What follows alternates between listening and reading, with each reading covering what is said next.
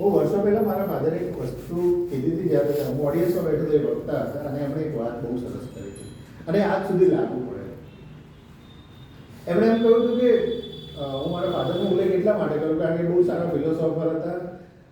Ahmedabad radio station ઉપર બી high વિભાગમાં artist હતા, ગાયક હતા, બહુ સારા વેલ નોન પોએટ હતા અને રાઇટર હતા. એટલે હું એમનો ઉલ્લેખ કરું છું ને એક ઓથેન્ટિક વ્યક્તિનો ઉલ્લેખ કરું છું મારી વાતમાં કે જેનો હું સાક્ષી છું વર્ષો સુધી. તો એમણે એક સરસ વાત કરી હતી કે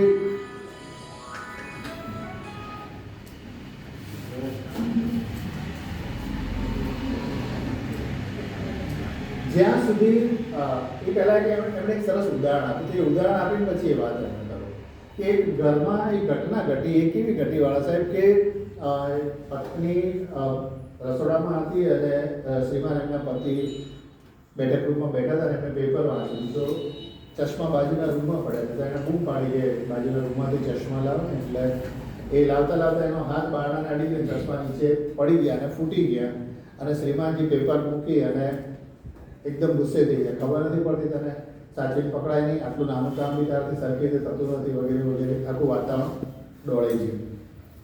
હવે આની આ જ ઘટના બીજા પરિવારને ત્યાં બની ત્યારે જો ઘટના કેવી બદલાય છે કે ભાઈ તું એ બધું ભલે પડી હોય તો પહેલાં પગમાં સ્લીપર પહેરી લે, ઝાડુ લઈએ, બાકી સુપડી લઈ અને ભરી લે. છોકરાઓને શાળાએથી આવવાનો ટાઈમ થઈ ગયો છે, ક્યાંક નાની સરખી કરોજ પણ રહી જશે તો વાગશે અને 2-3 વખત વાળીને પછી ભીનું પોતું મારી દે એટલે સહેજ પણ નાની કણ પણ કાચની રહી ગઈ હોય તો રહે નહીં અને બાળકોને વાગે નહીં. તો બે ઘટનાઓ મૂકી. હવે પહેલામાં શું થયું કે ઘટનાએ માણસના મનનું સંચાલન કર્યું. એ ઘટના એના મન ઉપર હાવી થઈ ગઈ, એકદમ એમણે માઇન્ડ ઉપરનો કંટ્રોલ ગુમાવી દીધો. અને બીજામાં એ ઘટનાનું સંચાલન એ વ્યક્તિએ કર્યું.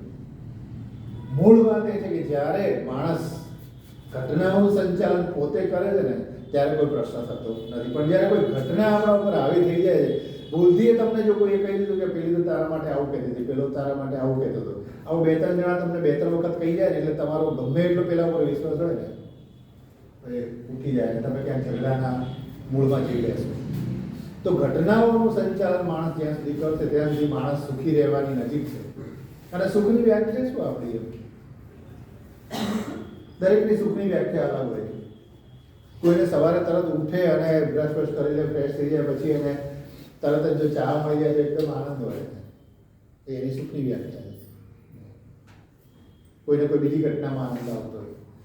પણ છેવટે આપણે જેને સુખ કહીએ છીએ એ આપણું સુખ પૈસા સાથે સંકળાયેલું છે. પૈસાને કેમ કહ્યું કે કદાચ સુખ આપી શકે પણ મનની શાંતિ માટે તો આપણા ઉપરનો કંટ્રોલ જ બહુ મહત્વનો. પૈસાથી તમે ડનલોપનું ગાડલું ખરીદી શકો, ઊંઘ ખરીદી શકાતી નથી. પૈસાથી સારામાં સારો ખોરાક ખરીદી શકાય છે, ભૂખ નથી ખરીદી શકાતી. સંમત છો આની સાથે? ક્યાંક ને ક્યાંક આપણે જીવનની ભાગાદોડમાં એવા પર્વોઈ ગયા છે કે આપણને આપણી સાથે વાર્તાલાપ કરવાનો ટાઈમ નથી. આપણે આપણા બાળકોને પૂરતો ટાઈમ આપીએ છીએ કેમ એ પણ એક પ્રશ્ન છે. આપણા પરિવાર સાથે આપણે શાંતિથી બેસીને વાત કરી શકીએ કે કેમ એ પણ એક પ્રશ્ન છે. ચિત્ર કેવું થઈ જાય છે, હું મિત્ર વેકેશન આવે ને ત્યારે આ એક પોસ્ટ જરૂર સોશિયલ મીડિયા પર વાયરલ થાય છે કે બધા જ દાદા અને દાદીને ત્યાં આવ્યા છે, પૌત્ર અને પૌત્રી બધા, અને સાંજે બેઠા છે દરેક જણ મોબાઈલ લઈને એક આમ બેઠું છે, એક આમ બેઠું છે, એક આમ બેઠું છે અને દાદીમાં બિચારા ખુરશી ઉપર બધા જોઈ રહ્યા. તો આપણે આ ઈરામાં જીવીએ છીએ, આ સમયમાં આપણે જીવીએ છીએ. આ આપણા બધાની વાત છે મિત્રો. તો આપણું એજ્યુકેશન આપણને ક્યાં કામ આવશે? તો આમાંથી ક્યાંક ને ક્યાંક બહાર લાવવા માટે. અને આ વાત વિદ્યાર્થીઓ સુધી આપણે ટ્રાન્સપ્લાન્ટ કરવાની જરૂર છે. વિદ્યાર્થીઓ બહુ અજંપામાં જીવે છે. હું તમને બહુ સ્પષ્ટ કહું, વિદ્યાર્થીઓને એની દિશા ખબર નથી. વિદ્યાર્થીઓને મોટિવેટ કરનારા પાત્રો કોણ છે આપણને ખબર નથી. વિદ્યાર્થીઓને સતત મોટિવેશનની જરૂર છે અને એ મોટિવેશન આપવાનું કામ ક્યાંક ને ક્યાંક આ જીવન આ કામ કરજો. જ્યાં સુધી આપણી નોકરી ત્યાંથી બાળકોને ખૂબ મોટિવેટ કરજો. ક્યાંક કોઈ 4-5 બાળક અંદર હૃદયમાં આ વાતને લઈ લેશે ને તો એનું જીવન બની જશે એ નક્કી છે. અને આ પ્રયોગો મેં વર્ષો સુધી કર્યા કે બાળકના મન સુધી પહોંચવું પડશે. વર્ગખંડમાં રહેલા શિક્ષકને જ્યાં સુધી વર્ગખંડમાં રહેલો બાળક શિક્ષક તરીકે નહીં સ્વીકારે ને ત્યાં સુધી આપણું શિક્ષક બહુ ક્યાંક ને ક્યાંક પ્રશ્નાર્થ ઉપર છે. એના મન સુધી પહોંચવું પડશે. બાળકને ઘણા બધા અજંપા છે. તમે જે કેડરના બાળકોને, જે ઉંમરના બાળકોને ભણાવો છો ને, એ એક એવી અવસ્થામાં છે કે ક્યાંક પગ લપસી જાય એવી એક અવસ્થામાં એ લોકો પસાર થતા હોય. ત્યારે એને સંભાળવાનું, એને સંવારવાનું કામ ક્યાંક ને ક્યાંક આપણા સૌનું છે. મને ઘણીવાર અફસોસ થયો છે કે ક્યાંક ને ક્યાંક કોઈ વિદ્યાર્થીઓને જોવું કે મા બાપ સામે એગ્રેસિવ થઈ જતા હોય, ત્યારે એમ થાય કે ક્યાંક ને ક્યાંક આમાં મા બાપ અને ક્યાંક આપણે શિક્ષક તરીકે એને કેળવણી આપવામાં થોડું કંઈક ઘટતું એવું લાગે. આપણા બાળકો આપણને વાલા જ હોય છે, પણ એ વાલા બાળકોના ભરણ પોષણ માટે આપણી પાસે જે વ્યવસાય છે ત્યાંથી પૈસો આવે છે. આપણા જે બાળકો છે, આપણા ઘરનો ચૂલો જે નોકરીના આધારે સળગી રહ્યો છે, રોજ 2 ટાઈમનું જમવાનું, ને આપણે ક્યાંક એકાદ મહિને ફિલ્મ જોવા જઈએ છીએ કે આઉટિંગમાં જઈએ છીએ, વેકેશનમાં એલટીસીનો લાભ લઈને આપણે ફરવા જઈએ, તો ક્યાંક ને ક્યાંક આપણે આપણા વર્ગખંડમાં જે બાળકો છે એના કારણે આપણા બેંક એકાઉન્ટમાં રોજ દર મહિને 1 થી 5 તારીખમાં આવીએ તો મેસેજ આપણને ખૂબ સારો લાગે. રોજના કેટલા પૈસા મળે છે એ મહત્વનું નથી, પણ રોજ આપણે જ્યાંથી પૈસા મળે છે, જેના કારણે પૈસા મળે છે, એને કેટલું આપણે ન્યાય આપ્યો એના ઉપર વિચારવાનું આપણે બધાએ થાય. આપણા બાળકોના એજ્યુકેશન, આપણા નાના ભાઈ બહેનના લગ્ન, કે આપણી દીકરી કે દીકરીના લગ્ન, આપણા બીજા કોઈ ટાણા, તે બધું આપણે કયા પગારમાંથી કર્યું? તો ક્યાંક ને ક્યાંક આ જે નોકરી છે.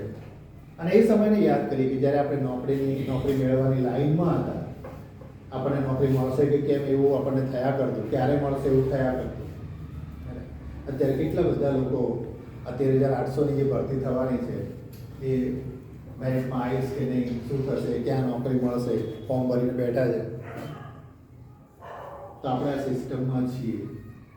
તો વર્ગખંડમાં રહેલા બાળકોના મન સુધી અને હૃદય સુધી આપણે મિત્રો પહોંચવાનું રહે, આ હકીકત છે.